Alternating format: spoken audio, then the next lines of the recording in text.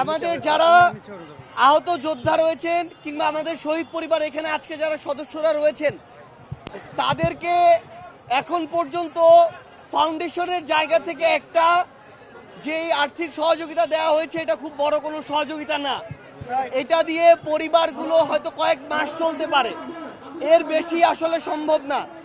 এই সরকার তাদের জায়গা থেকে যদি এই খুনি হাসিনা এবং তার যেই দোসররা বাংলাদেশে আমার এই হাজার হাজার ভাইকে শহীদ করেছে, রক্তাক্ত করেছে, খুন করেছে, যদি এই খুনি হাসিনা এবং তাদের দোসরদের বিচার করতে না পারা যায় তবে সেটি হবে এই সরকারের সবচেয়ে বড় সীমাবদ্ধতা।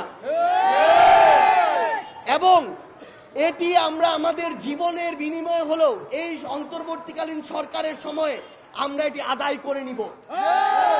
আমরা আমাদের জায়গা থেকে আমাদের শহীদ পরিবারকে বলেছি যে আমরা যেই দায়িত্বটি এই অভ্যুত্থানে নিয়েছিলাম সেই দায়িত্ব এখন নিচ্ছি। শহীদ পরিবারের এবং আমাদের আহত যোদ্ধাদের প্রয়োজনীয় দাবি দাওয়াগুলো যেই জায়গায় নিয়ে যাওয়া দরকার, যেভাবে নিয়ে যাওয়া দরকার আমরা নিয়ে যাব এবং প্রত্যেকটি যৌক্তিক দাবি পূরণের জন্য যা করা দরকার আমরা সেটিই করব। আবারও আপনাদের সাথে অবশ্যই দেখা হবে খুনি হাসিনা এবং তার দোসরদের বিরুদ্ধে, হয় রাজপথের সংগ্রামে অথবা তাদের ওই ফাঁসির মঞ্চে।